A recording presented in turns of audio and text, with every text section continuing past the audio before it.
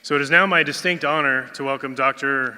Heather Hackman of Hackman Consulting Group, who regularly consults on the issues of deep diversity, equity and social justice with an emphasis on the issues of racism and whiteness, gender oppression, heterosexism and homophobia, classism, and climate justice. I hope you all are as excited as I am to hear her thoughts and tools that she can equip us with on deep solidarity and how to view sustainability through a social justice lens. So without further ado, here's Dr. Hackman. Thanks. All right. Hello. All right, here we are, snuggling up to each other in this huge room, So I will be working with the lab, so I definitely want to thank folks for inviting me to share. It has kind of been short notice, to be honest, but that's actually okay. That's okay. They asked me Tuesday, and I said, yeah, and then promptly flew to Seattle to do a little bit of work there till Friday, came here Saturday, did a couple sessions, and so I just wrote this 6 minutes ago, so we'll see how it goes. And I am really honored to be here. I'm so grateful. In the time that I've had the chance to say hello to folks and interact with folks at this conference, it's such a stellar group of people. You really are such an outstanding cadre of colleagues and champions of sustainability that I'm really honored to be here. And so thank you. And it is tricky to be a stand-in, but speaking of that change, I just want to say that I had the privilege to meet Dr. Sorrell last year when I was a keynote speaker at an event at Paul Quinn College, where he's the president. And I was struck by what a formidable, visionary, and powerful change agent he is. And he's an amazing dude, so I really hope that you can bring him back next year, because I think he's just going to rock the house for sure. But more importantly, I want to acknowledge the social justice issues present when a white person replaces a person of color as a closing speaker or any keynote speaker. And that's not out of guilt, shame, and blame. I'm not like, oh, I feel, it's not that. It's not, if you followed whatever that comment was, I don't even know what I was doing there, but it's not out of that. It's not out of that. It's really more because for 4 centuries, the voices of white people have been so central to really every conversation we've had in the United States. And so it's always dangerous to recenter that voice.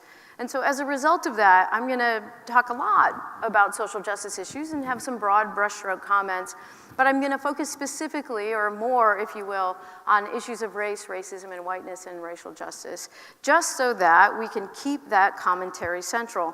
Not that Dr. Sorrell would have made race his sole commentary, but being a man of color and being a president of a historically black college, race would have been just deeply present in that space. It would have been part and parcel to his conversation. And so it feels right to make sure that I do whatever I can to make it part and parcel and central to this conversation as well. So even though I'm talking broadly about social justice issues, I'm going to focus on a little bit more of my examples on race, racism, and whiteness. In addition, I just want to give you some props for that decision. Like, that is absolutely the right decision. And what I have experienced in my short tenure of doing social justice work, I've been teaching and training around this for about 25 years. What I've experienced is a lot of hand-wringing and a lot of, oh gosh, what do we do? And just let me explain that for a second. I live in Minnesota. I didn't grow up there. I'll share that later. But I've been there for 17 years, and so I know how to do that accent. And so I see a lot of people saying, oh gosh, oh geez, about issues, but they don't actually do anything about it. And so the question is always, like, it's okay to be upset. It's okay to be moved. It's okay to be like, wow, I can't even believe this. But at what point do we actually act to do something? Like, we actually have to do something. And the more important element of that doing is when it's tied to resources, then we really have to do something. We really have to do something. So I support that.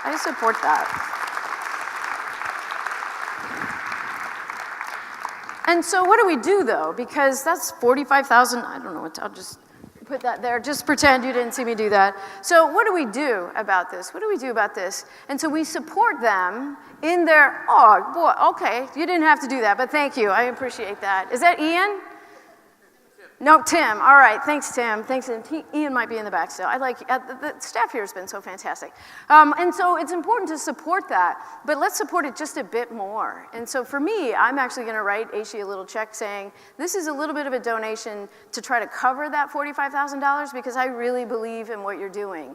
And so I'm not saying that we have to, I'm not saying that we all have to say, I will sign over my year's salary. I'm not asking you to do that, but I'm just asking you to think a little bit, like, what would it mean to say, yeah, I'm going to just send them a little bit of something, something, in order to say, and make it a real something. Don't just say something, something, and then send that. That's not going to help. But send something real to support them and say, no, I believe you. I'm with you. I am with you. I'm not just watching you do something. I will move along beside you and be with you in this work. I will be with you in this work. And if you can't sit on the committee, one of the best things we can do is just say, I support you and I've got your back. I literally have my hand on your back and I'm with you on that. So if you're so inclined, just send them a little something in order to try to cover that cost and reinforce that we believe in those kinds of decisions around resources. So before I dive into my stuff, I just want to introduce myself very quickly and say how I got here. I am not a sustainability professional, not even close. Like, I've never done it. I've never done it before. I mean, I try to be sustainable, but I'm not like a sustainability professional. I don't do that. What I am, if there is such a thing, is I'm a social justice professional, which sounds so weird to say, and it's so full of hubris, I don't even want to say it, but that's kind of what I do.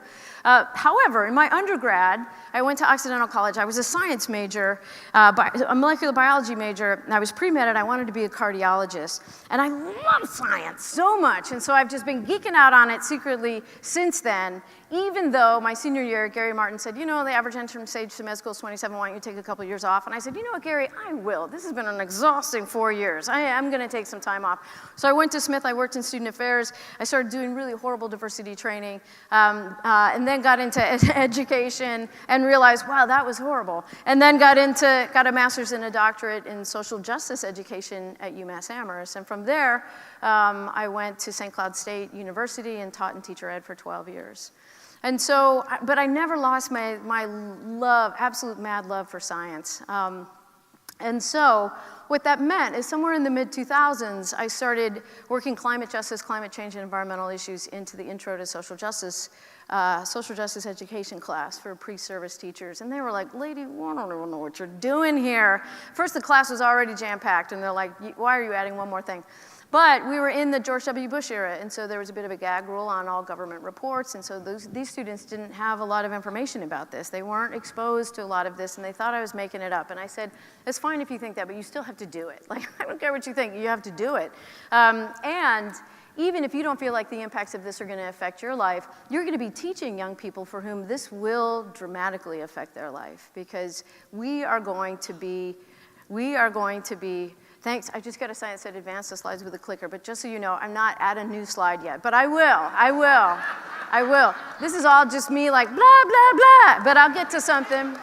I'll get to something at some point. I will, I promise. I don't know what it'll be, but it'll be something. And so just to give you a little bit of information about myself is that I started doing that work with pre-service and in-service teachers and really started to recognize, even more than I already had, the really deep connections between climate, environment, sustainability, and education and social justice. Like they're inextricably linked, and those who think that we can talk about them as separate issues or add one to the other, that's just not how they live. That's not how they live in the world. And so I started to see that through my own teaching and training. I resigned 5 years ago, which is a weird thing to do if you have tenure. Many of my colleagues were like, where are you going? Thinking I was going to another institution. I said, I'm going to consult. And they went, oh, wow, that's awful. And they backed away as if I was going to infect them with something somehow, and they might resign too, weirdly. And so I started consulting, and I've worked with a lot of environmental nonprofits, folks working on climate justice, folks working in nonprofits and for-profits working at the intersections of this, foundations that are concerned about EJ and climate justice and sustainability issues. So I don't come as an expert in sustainability. I have just a little bit of information to share about social justice issues, however, and some connections that we can make to our work in sustainability. So I'm advancing the slide because before we get into the content, I want to just do a quick ground in, which is tricky with a large group, but whatevs. And so if you'll sit with your feet flat, Sitting as upright as you're comfortable and able. And it's going to be different for everybody because everybody's got a different body, so that's no big deal. Eyes closed or just cast your gaze to a neutral site. The goal is just don't be visually distracted. Breathe as deeply as you're comfortable and able. And again, that's going to be different for everybody. I mean, breathing is something that seems so benign, and yet in the United States, it's definitely impacted by race and class because only some neighborhoods have trash incinerators put in them. Only some neighborhoods have dump sites put in them. Other neighborhoods never see anything like that. So as you breathe, recognize that something so innate, so simple, is actually mediated in the US by race and class. And what I'm going to ask us to do just for a minute, 60 seconds, is focus only on the felt sense of air as it comes in and out of your nose. Your mind's going to wander. No big deal whatsoever. That's what it does. And so yay for it. Just notice it and gently bring your attention back. The goal here is just for 60 seconds to try to build the muscle of attention. That's all we're doing, is building the muscle of attention. So we'll just do this together for a minute.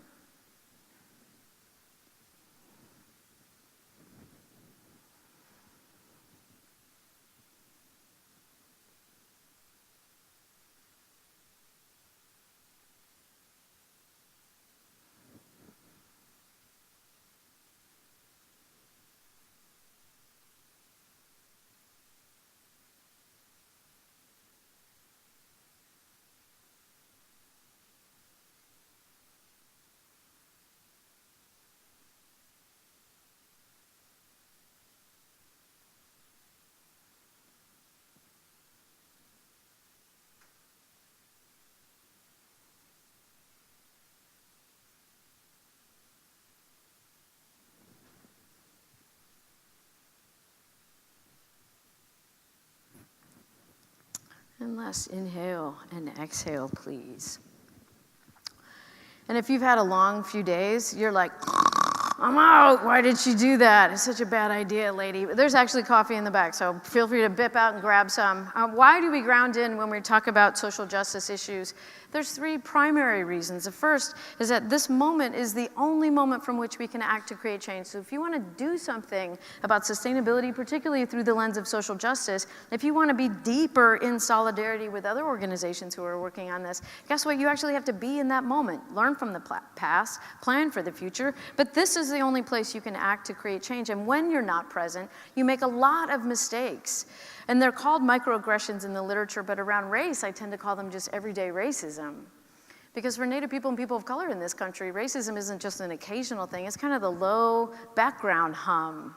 And then have these really intense moments, and then we go back to the low background hum, not some default neutral space. And I tend to make a lot of mistakes, assumptions and comments and tone of voice, all that stuff when I'm not paying attention, when I'm so full of me, enough about me, what do you think about me? You know, it's just endless me. And I'm so caught in my own cycle of thinking, I'm not actually paying attention. But the third reason to ground is because it just speaks to our connection.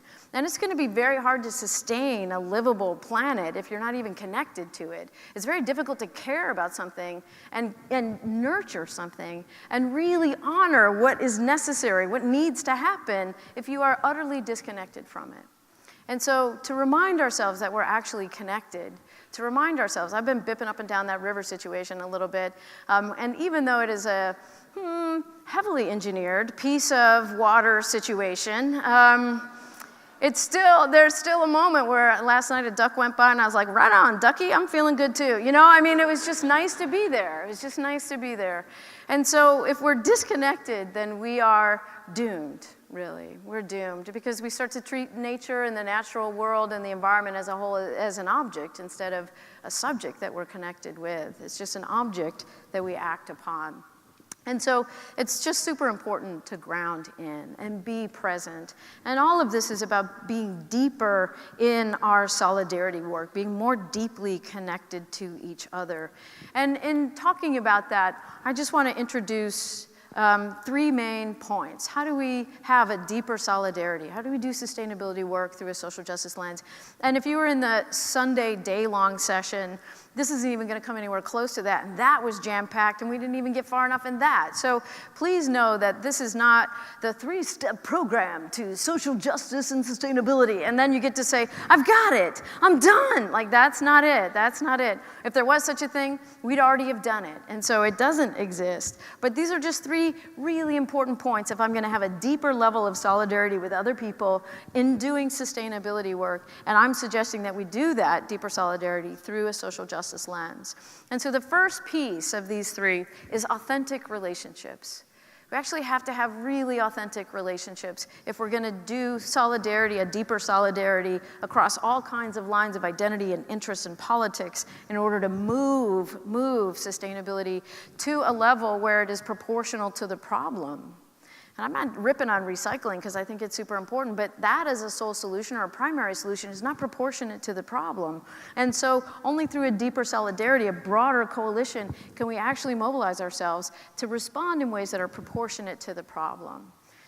And so, authentic relationships. And I say this because I see sustainability as a movement, not as a thing to do, but it's a movement, and all movements happen through relationships. And no movement is successful if it's siloed, if it's like, this is our thing, and you don't step over the line and nobody can come in. It just will never work. Thus, the importance of building relationships with campus entities in order to form a larger, stronger cross-campus coalition that will make serious sustainability actions and change possible. And that's not rocket science. I know that you already know that. The challenge, however, lies in the fact that some of your best collaborators are going to be historically and currently marginalized communities of people, marginalized by race or class or gender or disability, sexuality, age, religion, etc. It's going to be groups like women's centers and gender studies programs, ethnic studies programs, multicultural centers, students of color, native student organizations, LGBTQI centers, student disability services, Hillel. All of these folks and more have the potential to be abiding partners and powerful voices for climate justice, environmental justice, and real deep sustainability work on your campuses. The catch is this. If you're going to collaborate with these communities, your relational approach needs to be authentic and not transactional. And here's what I mean. Transactional relationships are characterized by, hello, you do this for me, and I will do this for you. Oh, thank you very much. I'm going to go do that. Oh, we're going to go do that. And you go do that, and you're like, that was wonderful. Thank you so much for participating in that event. And it's just like a big bike-a-thon or a who-ju-what's-it or a thingy-ma-bob and all of those. But then as soon as the event is done, you're done. They're always very short term. They're often commodified by how much can we spend or gain or what will we lose or gain. And they're really superficial. And so I was working with an environmental organization out west, and in their state, there was a group of almost exclusively white men who had developed a piece of state policy that was about carbon, and they were pushing this through. They wanted this to pass. Vote for this, and this was last year. And yet, that particular piece of legislation would have devastating impacts on Native communities, communities of color, and poor working class communities. And so a number of people came out against it who are environmental folks. And so what we saw was that this group of people who pushed this legislation forward had not really deeply interacted, authentically interacted with all of these marginalized communities. What they said is, we'll take a little bit of feedback, but this is what we're doing. And if you want to share some thoughts, that's great, but we're not going to change what we're doing. If you want to join us, fabulous, but we're not changing what we're doing, even though many, many, many people, many communities, many organizations said this will be harmful in the long run. I know you see the short-term gains, but this is going to hurt us. And so it didn't pass. It didn't pass, and I have to say, even if it would have had some short-term gains, and yes, that's true, I have to say I'm glad that it didn't pass, because on the ballot this year is a much more comprehensive policy, a much more comprehensive initiative that's actually going to serve that state well in the long run, and it will serve multiple communities. So that's an example of transactional. Like, you can kind of give us feedback or join us, but we're not actually in authentic relationship with you. So an authentic relationship, on the other hand, is vulnerable, honest, in process. You're always learning. You're blah, blah, blah, blah, lots of dialogue, very transparent, and very accountable. And so an example of this, and I'm not saying it's perfect by any stretch, but an example that came to mind as I was thinking about this in the 6 minutes before I walked in the room was the September 21st, 2014 People's Climate March in New York City. And I don't know if you were there. I was there. And I was like, whoa, this is great. Look at all these people. And they're like, oh, geez, that's a lot more people than we thought. I mean, it was a lot of people kind of showed up in New York City. And as an aside, I was heading home. I was on a Delta flight, and there was a flight attendant who just started ripping on that, and oh, they disrupted traffic, and I can't believe how selfish they are. And I was all amped up front, and I'm feeling emboldened by the march, and so I pushed my friend back in her seat, and I was like, what are you talking about? And I got in a fight with the flight attendant as we're descending into Minneapolis. I'm like, that's completely false. And she's like, I've studied the climate. It's just the solar cycle. I'm like, that is not what's happening here. I mean, and the plane was going down, and Karen's like, what, shut up. You know, like you're gonna get on the no-fly list, and then you're in big trouble. So yeah, anyway, that had nothing to do with anything. And so the point was, the New York City Climate March was really, really a good step in the right direction because Native voices and POC voices were the first ones in that march. They occupied the first section of that march. That meant that we were working and organizing that march around the voices and the needs of historically marginalized people because right behind them were service industry workers, labor unions, and then right behind them were youth groups and college student organizations from higher ed. And then Karen and I were like way in the back and we didn't even care. It was so fun. And so the point I'm trying to make is in authentic relationship, you will reorganize business as usual so that it actually serves the needs of the historically marginalized people you're talking about, that you're trying to build coalition with. And so if you want a deeper solidarity, and if you want broader coalitions on your campus with some of the groups that have historically been marginalized, you actually can't do business as usual. Things have to change. Things have to change. And one of the things that has to change is I need to move away from transactional relationships, and I need to move into more authentic ones. And so in order to be an authentic relationship with communities that have been marginalized, communities who are obvious and natural collaborators and co-leaders in a movement for a sustainable campus, you actually have to demonstrate an honest willingness to address social justice issues. Not as quid pro quo, I never really say that right the first time through, but instead as a way to counter a long history of mainstream leadership exploiting these groups for votes on the national level, for credibility in social movements, or for token representation on your admission brochures on all of your campuses. All the while, never having the intention of truly sharing power, voice, and space with these communities. And so what we want, again, is authenticity, and that means transparency, accountability. So I've been doing work for a couple of years with an old and influential environmental organization out west, and in the process of training them on racial justice work, they've been able to be much more effective in their forestry, water, and fisheries work, and they've done it all in deep and long-term coalition with a wide-reaching collaborative of POC Native folks. So the authenticity comes not from that. The authenticity comes in because they've made countless mistakes. They've owned them, they've tried to clean them up, but they've stayed in that relationship. It's a long-term relationship with this collaborative, even when it gets hard, even when they're scared of losing their organization's members and money and voters, even when they're just terrified that it won't work.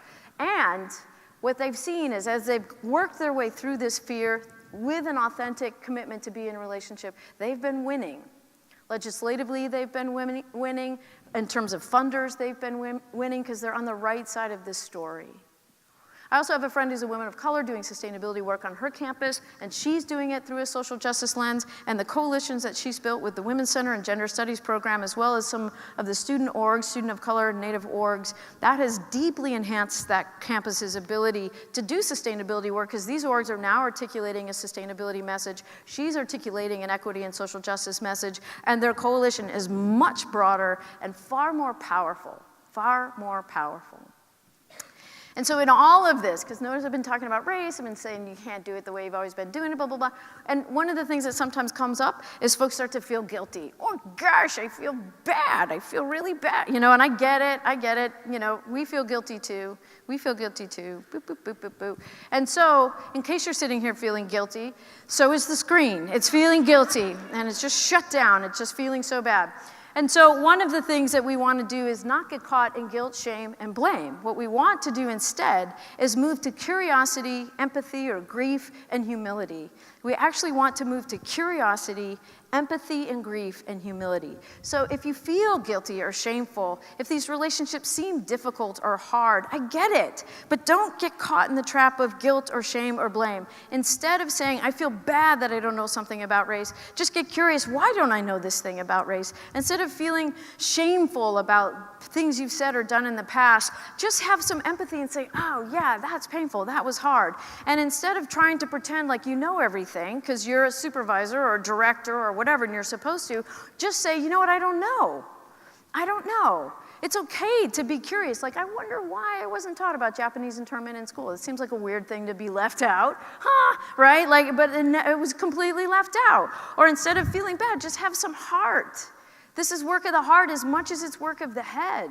And instead of pretending that you know, just say you don't know. I was potentially going to do some work with a white woman who's the executive director of an environmental organization. We almost had it, an environmental organization in the Twin Cities. And we were talking about our leadership styles and blah, blah, blah. And she said, but one of my greatest strengths is my humility. And I went, well, that's a fine quality. What do you say to somebody who's like the most humble person they know? And so I was like, that's funny. Oh, that's not going to work. It won't work. It won't work. Because that's not the attitude that I, as a white person, need to take with communities of color in order to have authentic, real relationships with communities of color. I would stand a much better chance of being authentic if I'm curious and say, I don't know, but I really want to learn about racial justice issues. And I'm feeling the pain of what's happening in our society right now around race, because it's not good. It's not good.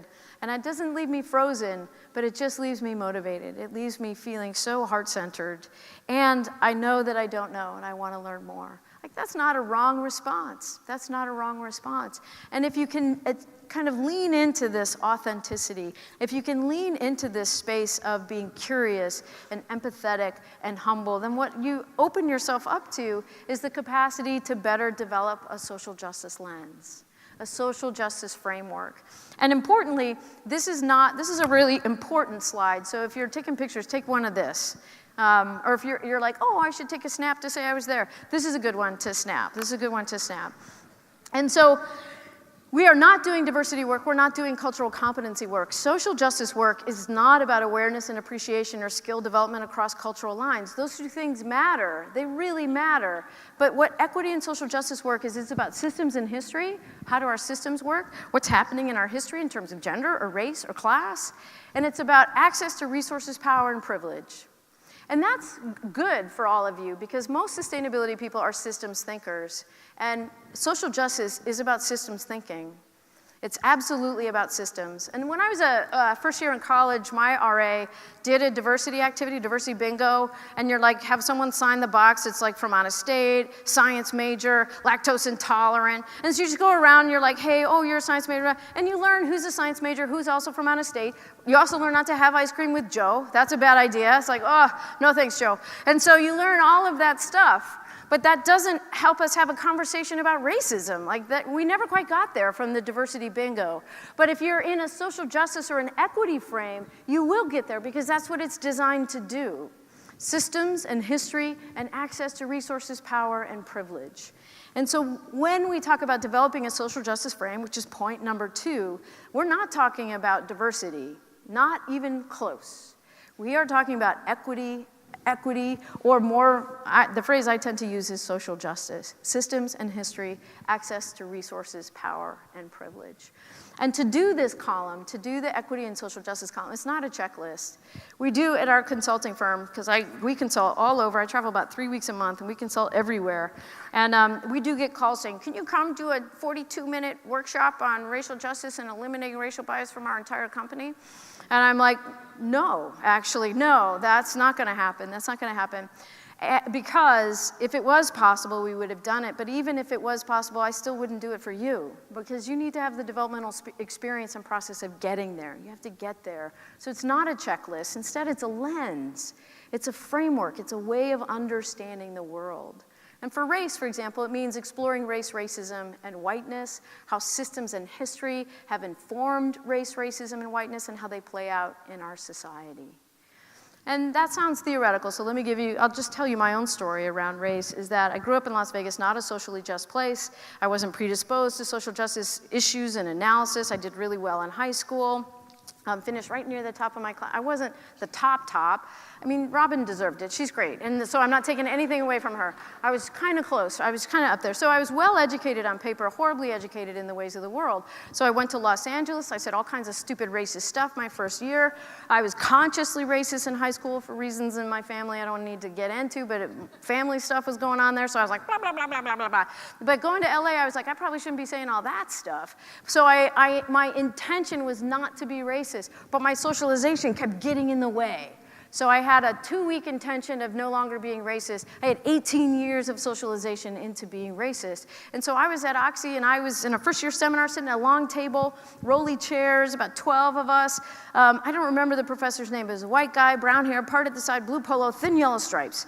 And I only remember that because I was so terrified and panicked, because we were talking about something, and I was like, blah, blah, and I said some stupid racist thing. And everybody was like, what? Crickets, right? And they all looked at me, and I was like, oh.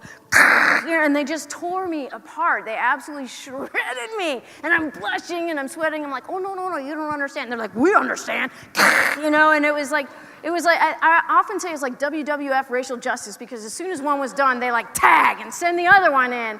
And I look to the professor for help, and he rolls away from the table as if to say, feast on her, And they did. They just shredded me. And that happened so many times in my first year of college, I couldn't even believe it. So I was consciously racist for periods of my life. And then that first year, I was unconsciously, unintentionally, but still racist.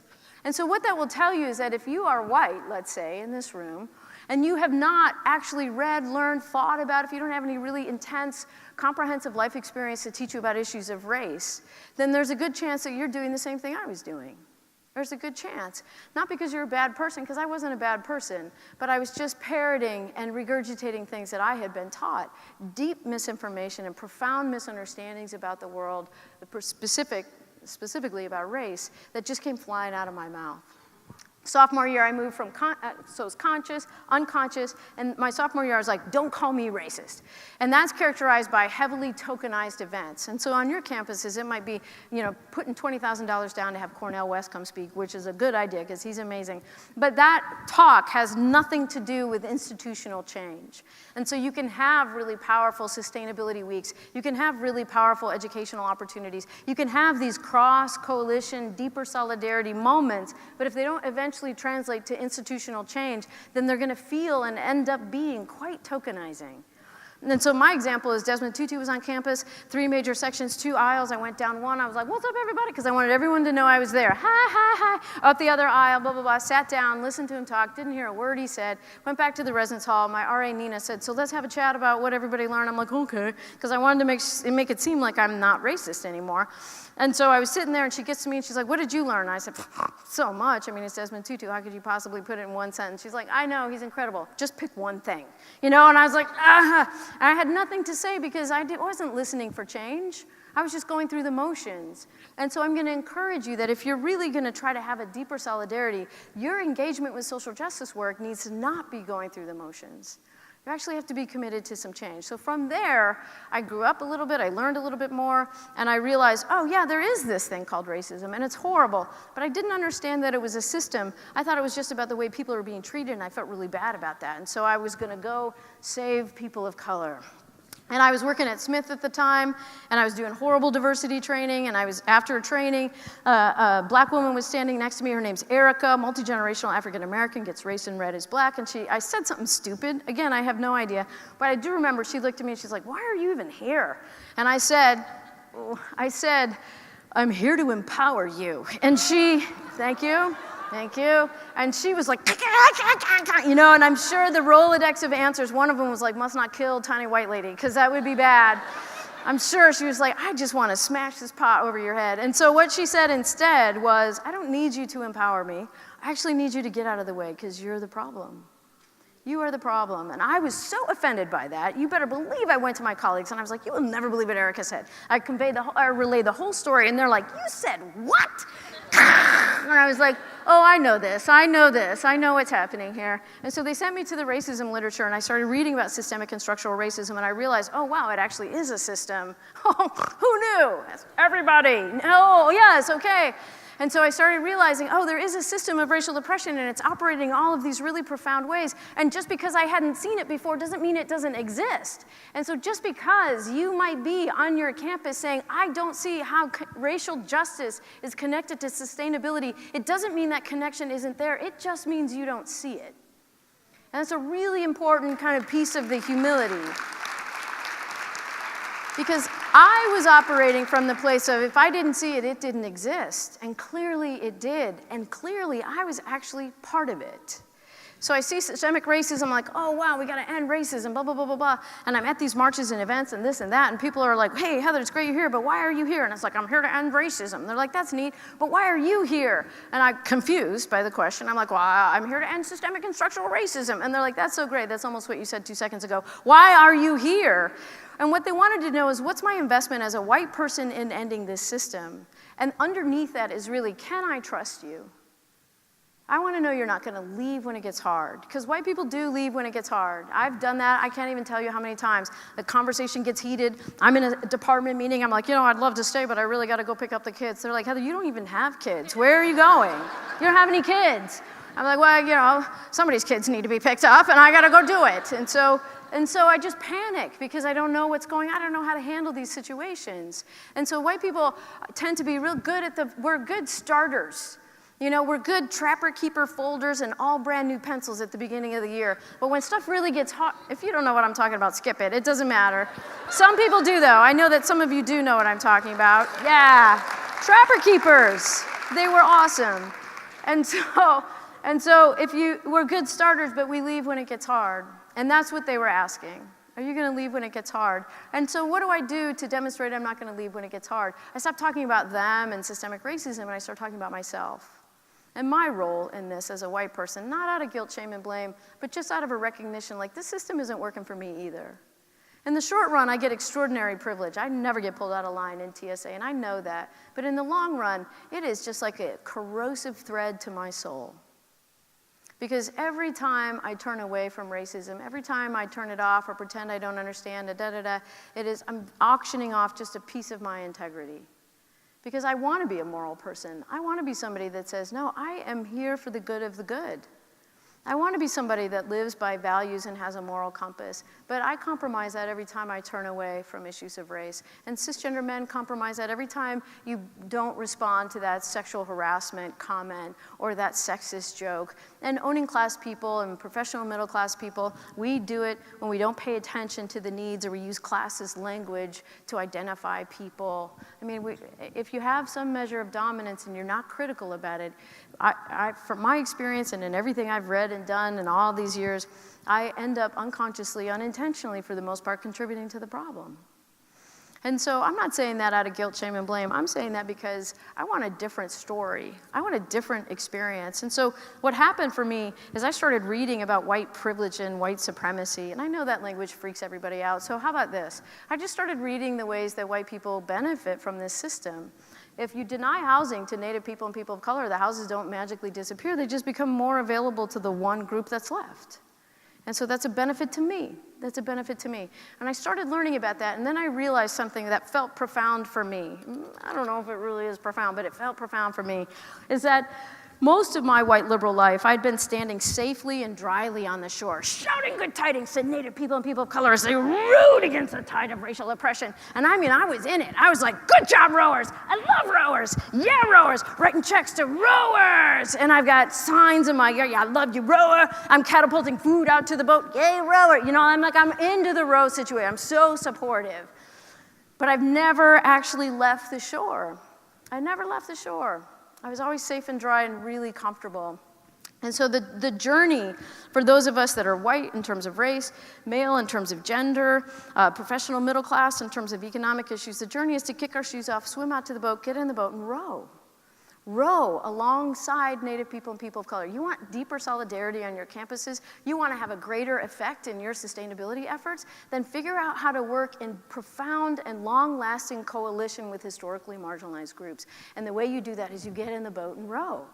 And row, and you'll make mistakes, and you'll be out of sync, and you'll splash, and you'll clank other people's oars, and you'll fall out, and you're drenched, and you're like, it's me again, and you'll get back in, and they're like, here's a towel, and you're like, okay, thanks, and blah, blah, blah. And eventually you'll get the rhythm of it, and here's what happened to me, is eventually I got a little bit of rhythm, and I just happened to look over, and I saw the shore, and I was like, what? That is the tiniest patch of shore. Like, how could I possibly have thought that that was a whole life? Look how small, wow. I didn't even know the beach was that long, let alone forests and trees and mountains behind it. Like, I had such a small view of life. And I'm not ripping on people from small towns. I taught in central Minnesota. I had a student from a town of 25, and I was like, 25? She's like, it was my whole family. I was like, that's amazing. That's amazing. I actually really like that. I really like that. That's cool, because you really do know everybody in town. I mean, you do. And so I'm not ripping on that. That's her experience. But to pretend and defend as if that is the whole world, and to more kind of problematically espouse opinions about what other people should do when I've never left my tiny bubble, that doesn't work logically. But if I get out and get in the boat, it's not just me being an ally to someone else. It is a rite of passage for me to see, like, I now can see the whole shore. I actually can see the whole picture. Or said differently in the United States, I actually can see how racial justice deeply and profoundly connects to sustainability issues. I can see it now. I get it, and I get why it matters. And just because I can't see it, or maybe if you're sitting in the room and you're like, this is a bunch of crap, why am I sitting here listening to this? I should have left, I should have moved my flight up.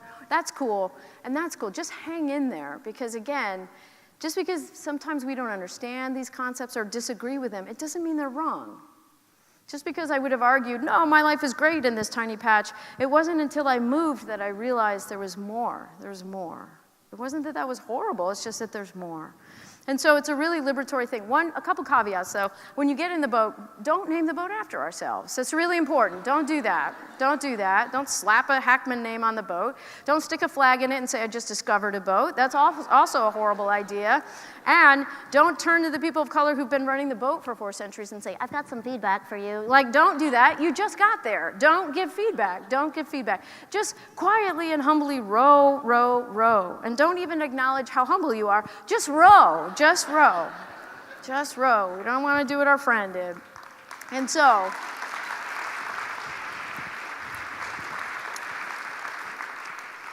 so, very quickly, a couple more points. What does this have to do?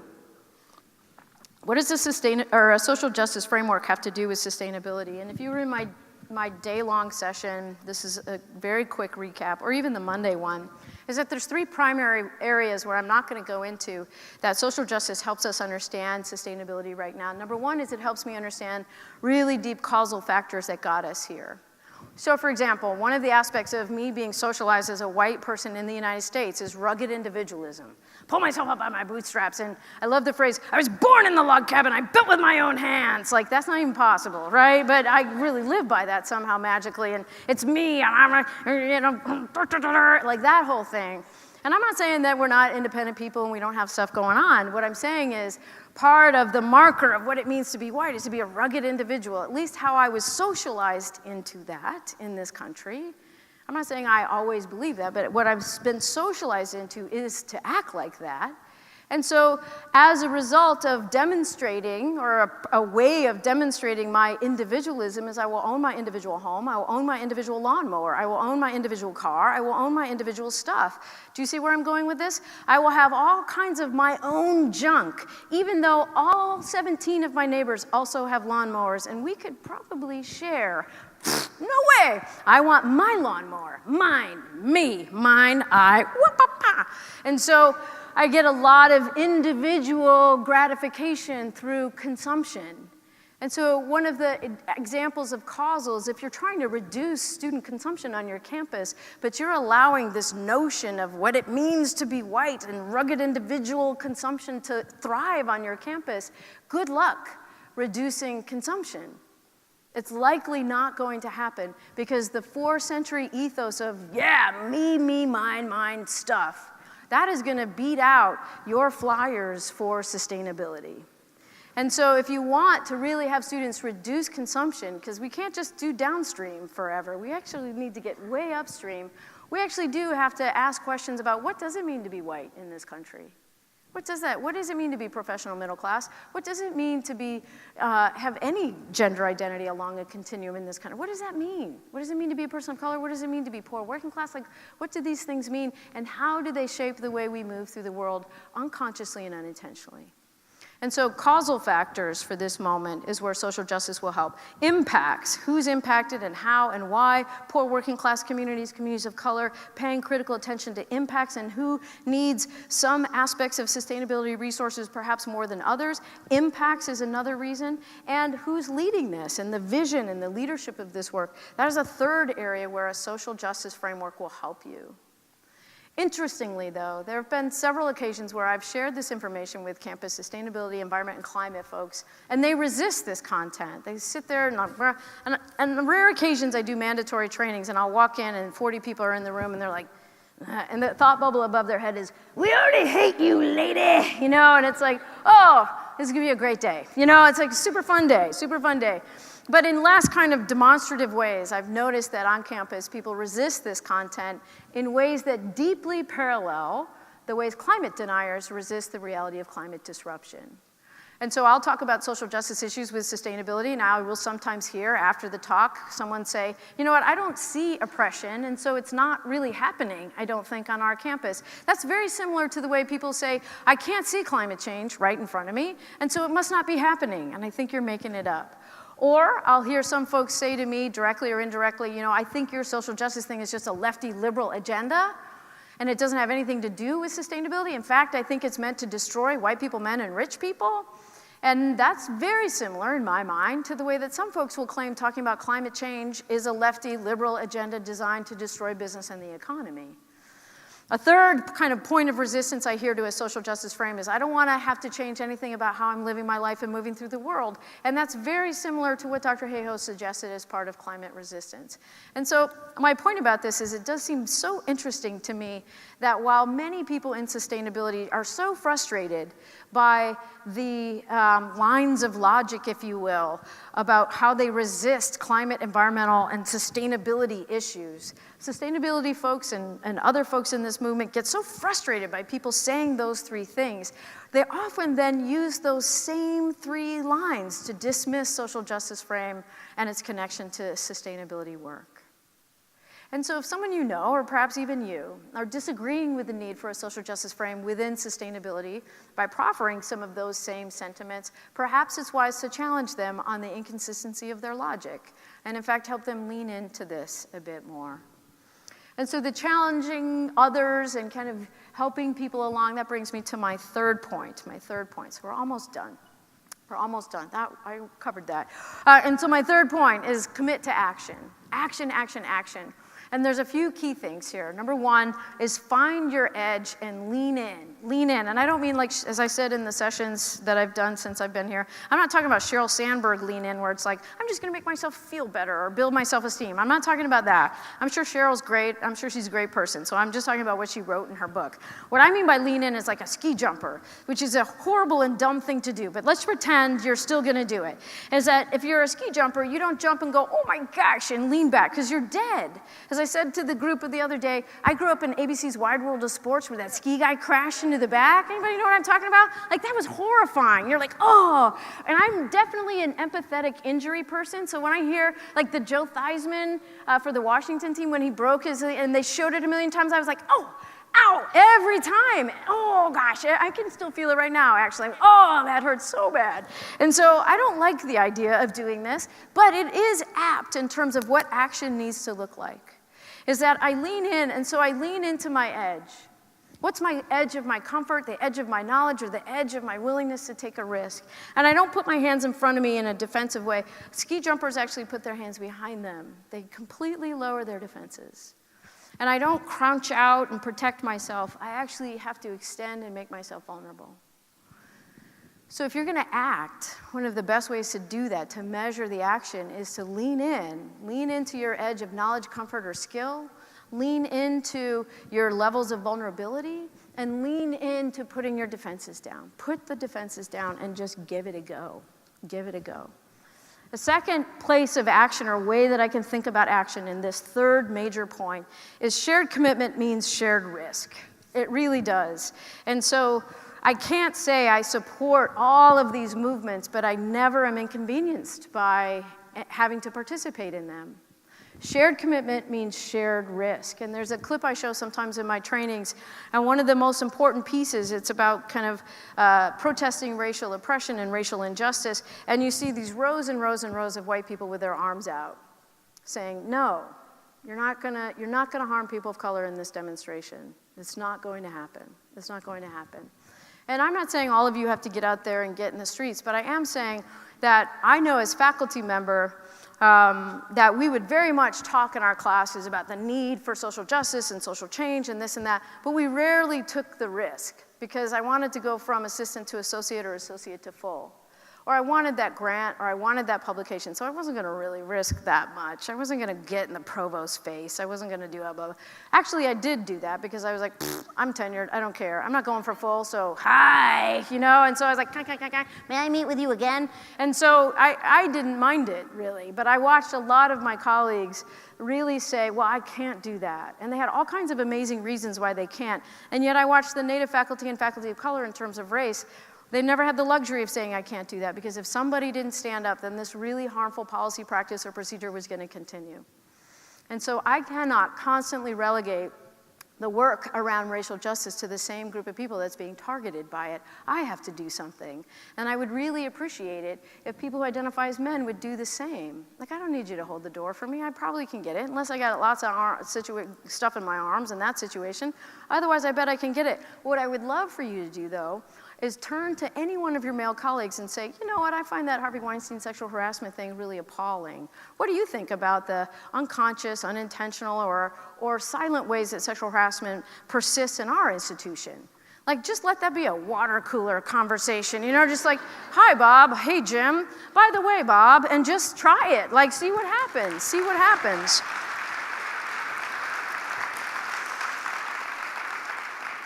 Oppression is absolutely and always going to thrive in your silence. Silence is complicity. It will always find a home in your silence. And so even if you don't know what you're saying, and even if your voice is trembling, speak up. Speak up. Do something. Take some action. And the third piece about taking some action, that this is not about being an ally. Being an ally has a little bit of distance, like I'm going to go help you. It's actually about being a co-conspirator, a deep advocate, a real partner on your campus to historically marginalized communities of people and say, I'm in it for the long haul. I'm here with you. I know this is hard, and to be honest with you, I'm kind of freaking out right now, but I'm going to stay. I'm going to stay. I might get scared and really start to freeze up and say stupid stuff, but I'm going to stay. I'm going to stay. And so white people in Charlottesville were really phenomenal in the way that they stood and they stayed. And a complex set of folks in the Minneapolis-St. Paul Women's March in January, they expected about 10 to 12,000 people there. There were 95,000 people in a march in January in Minneapolis. I mean, it was like, you couldn't see who anybody was because we all had our big suits on, but it was like, hey, good job. Yeah, you too. You know, I mean, and so we took up a lot of space because there's a lot of puff, right? It was a lot of puff. And so, actually, unfortunately, it wasn't that cold because it was a warm January last year, but still, we were bundled. And so we saw that. We saw white people stand up to white supremacists in Charlottesville. We saw a complex group of people in the Women's March, and there are countless other examples where those who have privilege and access stand and stood alongside those who are getting kicked around. And it makes us all better. With sustainability content, if students of color or Native organizations on your campuses started doing programming or more programming around environmental racism, that means they're priming everyone at their sessions on their campus to be open to deeper conversations about sustainability. Because environmental racism is a really good on-ramp to say, what do we need to do structurally on our campus to make sure this doesn't happen? And that's where you come in. You say, I have some ideas. And so if we start to attend to these issues and take action, we gain some credibility and we build some trust, and it allows those deeper collaborations to really foster and grow. And as I said, there's really something quite powerful for everyone when we do this. I train in communities of faith quite a bit, and I love Unitarian Universalists. They're so awesome. Like, you use love! And I'm like, what do you love about that? We love love! And I'm like, that's so great, because I love that you love love. And so we're just going to love each other up right now. But I was doing a training in a majority white, historically white UU church. It had about 800 regular members and maybe another 200 that kind of came in and out. It was overwhelmingly white, as I said. And there was a white woman who came up to me after the final training, and she said, you know, I've been going to this church for 25 years, and I've never felt my faith come alive as much as I have in this training. And it wasn't about me, so don't hear that as like, look how great I am. The content is what did it, right? Waking up. The work for white people or men or anybody who's in a dominant group is to wake up, catch up, show up, and clean up. And she had woken up, and she was going to get busy in that church. But more importantly than any kind of political agenda or any kind of issue orientation, her faith came alive. She's like, I feel like I'm finally living in my deepest possible way the tenets of UU. And this is amazing. It's an amazing thing. I was like, right on, sister, go for it. Go for it. I'm doing a gender training for a large national architecture firm. And one of the men in the training who's on the executive team came up and he said, because I give a lot of homework in between trainings, and he's like, but I've had conversations with my daughter and she's in her first year of college, he's like, that we've never had. And he starts getting very emotional about this. And he's like, and I feel like I have failed her as her father all these years because I should have been talking to her about this all along. Like, how did I miss this? How did I miss this huge thing? We started talking about sexual harassment. She told me all the things she has to do in order to keep herself safe. And I was furious and ashamed all at the same time. And I was like, Tim, you don't need to be ashamed about it. You just need to be engaged. Turn that anger into action and be engaged, and don't let another day go by where you don't attend to this issue. And really do right by your relationship with your daughter, because she's been carrying this burden for a long time, and you're just arriving to this party. So I'm not interested in the guilt and the shame and the blame. I'm interested in what will you do now? What will you do now to make this architecture firm far more safer and far more accessible, remember that it's about access, to women and trans folks, cisgender women and trans folks. And the last one, kind of story about how this works for us before I close, is that in 2001 I was teaching an intro course on race, racism, and whiteness in the US, and it was for fall semester, first-year students, mandatory class at St. Cloud State. Not because we're great, but because we've been sued so many times, we had to do mandatory classes for racial justice. And so I had a white student, I can't remember his name, so let's say it's Paul. And he came in, and he was so mad about having to take this class. He's like, I can't believe you're brainwashing us, and blah, blah, blah, blah, blah. And he sat there, and he was just pissed. And then he was a first-generation white cisgender man. And he was just so furious about it all. And I was like, yeah, okay, that's cool. You can. He's like, and I don't even like you. And I was like, that's fine. I don't need you to like me. I just need you to read, right? And so just do the reading. I don't care if you like me or not. And it was somewhere, it's a 15-week semester. It was somewhere around week 12, maybe. I don't really remember exactly. And it was a Friday night at 12:30. And Paul, let's say his name, calls me, and I answer the phone. He's like, Dr. Hackman! I'm like, yeah? He's like, this is Paul! I'm like, hey, Paul. He's like, I'm at the bar, right? And I was like, I shouldn't know that, right? Because I know you're underage. That's not helpful. And he's like, you're never going to believe what happened. And I was like, what happened, man? Tell me what happened. And he said, I was at the bar getting another beer, and this guy says blah, blah, blah. And I said, hey, man, that's racism. You can't be saying that. And I told him what you said about the da-da-da and da-ba-ba-ba, and I told you blah-blah. And he's like, no. And I said, and he kind of gives me this back and forth, and I'm like, oh. And I'm waiting for it to end, and then we fought each other in the house, and got kicked out. And it didn't end there. He's like, and so then I just walked away, but I knew I was right. And I was like, wow, Paul, that's amazing. That's incredible. I can't wait. I mean, be sure to share that when we check in class, because I always, every Tuesday, I said, so what happened over the weekend that relates to class? I said, be sure to check in class. And he's like, I will. I just thought you'd want to know. Bye. Click, and he hangs up. And I was like, oh, that's so amazing. And how did you get my home phone number? You know, like, I don't remember putting that on the syllabus, but that's cool, that's cool. And so Tuesday morning rolls around, and I thought, he was so plowed, he's never even gonna remember this. And so I said, anything from the weekend, and his hand shoots up, and he tells a story. And he says, you know what, I realized over the course of this semester so far that there's just a lot of stuff I didn't know. And then that guy didn't know it. And so I just felt like I should have told him some things. I mean, he wasn't like floating out of the room as a racial justice advocate, but he had change. And I was like, that took 12 weeks. Not even a full 12 weeks. It took 75 minutes a day, twice a week. And then he did a couple hours of homework and reading, lots of conversation with his peers. And Paul didn't kind of shrink in guilt and shame. He realized like, whoa, I just didn't know this, and it's not okay. It's just not okay. And so I'm gonna do something about it.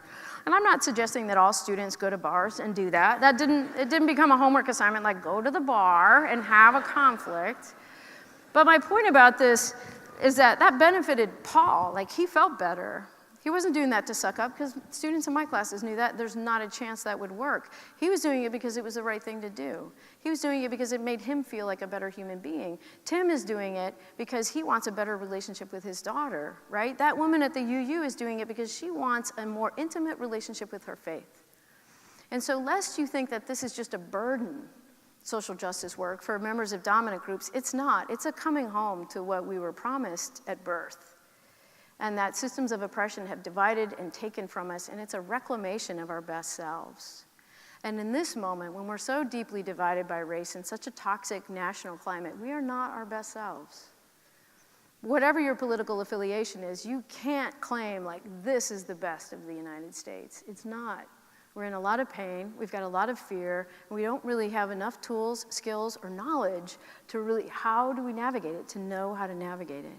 And there's no substitute for learning, there's no substitute for integrating it into our lives, and there's no substitute for growing, leaning in and taking the risk. And I'll tell you this, I know that this sounds hard. I know it's a lot of information. I know it seems like it's not about you. That's other people's issue. But if we are all interconnected, which we are, this is about you. And it's time to take action in ways that you may never have thought about before. And if some of what I've said has challenged you or confused you or even rubbed you the wrong way, as I said earlier, that's cool. It doesn't mean I'm wrong. It just means that you're having some kind of struggle or tension with it.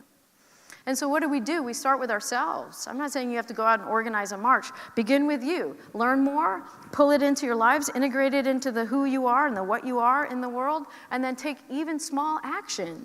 Sometimes the small action is with your family. Like I used to have, I would have students in fall semester, we'd cover all kinds of race and colonization, genocide, all kinds of racial justice content. And then this thing called Thanksgiving would come around. And these are mostly white students, and so they go home to almost all white families, and they'd wait for their moment, and they're sitting at the table with all their relatives, and they're like, pass the racist imperialist mashed potatoes, and there they go. Like, it just explodes, right? It totally blows up. And there's no Adele there to go, hello? Like, that didn't happen. And so it just blew up. It absolutely blew up. And they got relegated to the card table in the corner with their 6-year-old nieces and nephews, and they're like, did you know these are racist imperialist mashed potatoes? Nobody knows what's going on. And so students come back, and I usually have like 2 or 3 out of 40 students of color, or 30-ish, depending on class size. And I said, how did it go, everybody? How was your weekend? And it was only ever the white students who raised their hand and said, my family said I ruined the holiday. Native students and students of color never said, I talked about race at dinner and it ruined the dinner, because most people of color and most Native people talk about race all the time. It's white people who never talk about it. And so because we never talk about it, to raise it is not just, oh, that's interesting information, I didn't learn about that. It's the resistance is so profound. It's like, you ruined our Thanksgiving. You ruined it. And so, those students got a real lesson of like, wow, this is hard work. This is gonna be hard work. And, we're not at our best when we're resisting and fighting. And so, thankfully, there's an organization called Standing Up for Racial Justice, SURGE, and they actually have a Thanksgiving placemat that you can print out and laminate. So if you're in those it didn't exist when I was teaching, but if you're in those conversations with your family and Uncle Al goes, that's a bunch of crap, you can say, actually, Al, according to the treaty of, and you can just whip up your turkey and see whip out your tofurkey and see what's happening. Be like, no, that's not true, man. And Uncle Al is not going to have a racist imperialist placemat, and so he's not going to be able to do anything. He's just going to say, "Cause," cause, and that's his answer. And that is my Uncle Al, and I love him so much. But he's the most racist, sexist, homophobic Democrat I have ever met in my life. I mean, it's egregious, and he only watches 2 channels, MSNBC and Golf Channel, and he yells ferociously at MSNBC about all kinds of things. I mean, he agrees with them, but he's just furious about stuff. But he also yells at the Golf Channel, and I don't know what he's yelling about at the Golf Channel. That wasn't a birdie, damn it! I don't know what that's about. He's just furious all the time. And so my Uncle Al would get caught by that placemat because he'd look over, and I'd be showing him the laminated placemat, and he wouldn't have much to say. And so it's about small steps, small steps. One of the lessons some of those students learned is I probably should have just talked to one relative, not said it to the whole table. I'm like, that's fair, small test. Next year, try the table. And so what we can do is begin with ourselves, we can learn, we can integrate, and we can implement. Start with yourself, with the action. And so I want to close with a reading for someone I just adore so much, Bell Hooks. I've met her twice, and both times I was like, oh gosh, I really want to impress Bell Hooks. And so I was like, what am I going to say? And both times I got so overwhelmed, I was like, hi. And that was it. That was all I could manage to say. And she's like, hello. And it just wasn't really amazing. It wasn't an amazing moment, I have to say. But I adore Bell Hooks. And this is from her book, All About Love, from a while back. And it's the chapter Living Our Values, or it's the section Living Our Values, and it's a chapter about living by a love ethic. And she says this: awakening to love can happen only as we let go of our obsession with power and domination. So I'll say that one more time because it's a pretty big statement. Awakening to love can happen only as we let go of our obsession with power and domination. To bring a love ethic into every dimension of our lives, our society would need to embrace that change. And we do this by choosing to work with individuals to embrace that change, choosing to work with individuals we admire and respect. We do this by committing to give our all to relationships. We do this by embracing a global vision wherein we see our lives and our fate as intimately connected to those of everyone else on the planet. Commitment to a love ethic transforms our lives by offering us a different set of values to live by. In large and small ways, we make choices based on a belief that honesty and openness and personal integrity need to be expressed in every public and private decision. Living by a love ethic, we learn to value loyalty and a commitment to sustain bonds over material advancement. Behaving unethically with no thought to the consequences of our actions, however, is a bit like eating tons of junk food. While it may taste good in the end, the body is never really adequately nourished and remains in a constant state of lack and longing. And our souls feel this lack when we act unethically, when we behave in ways that diminish our spirits and dehumanize others. But living by a love ethic has the capacity to transform ourselves, our society, and our entire world. And I don't say that from some superfluous place. I say it because at the end of the day, that's really what we want as human beings. And I don't mean some kind of Hallmark kind of love. I mean the kind of love that when you're having your hardest day, somebody says, it's going to be okay. You're going to be all right. I'm here with you. We'll do it together. I don't know how to fix it either, but I won't leave you. I won't leave you. And we're mammals. We do love. We do connect. We do tend and befriend. And we do want that. And these systems of racial and gender and economic oppression and other forms of oppression, they are designed to divide us because that's how they stay in power and in place. They are anathema to our humanity.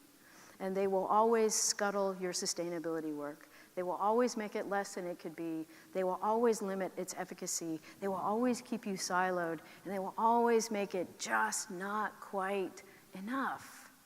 Not because you're not enough, but because they're in the way. They're in the way.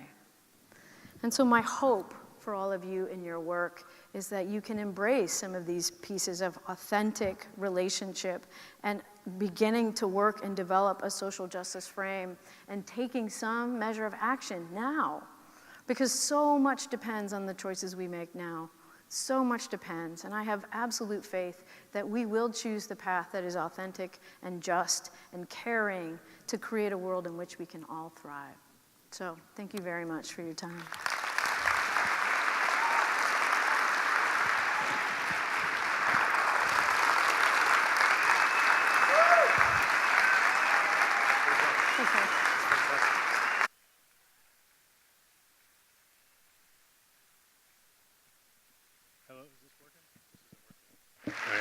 Thanks again to Dr. Hackman, everybody. Come on.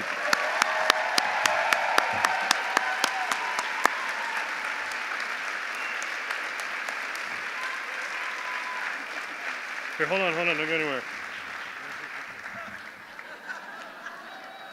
All right, yeah. Sorry, I had to take advantage of the moment, right? Because that's what it's about. So a couple words in terms of takeaway messages from Dr. Hackman. Get a laminated placemat, right? You got to get a fact sheet, equip yourself so you know what you're talking about. Number 2, listen and breathe. Listen and breathe, right? You got to kind of walk in the shoes. You know, I'm a white guy. I have a beard. I have a flannel shirt on. How many of you are one of those guys, right? So we kind of have to understand we can walk everywhere we want, and it was designed that way. It didn't happen by accident. And the third thing, to kind of, as a call to action, build relationships. You know, go to barbecues, have potlucks, and then lead with your leading edge or your changing edge.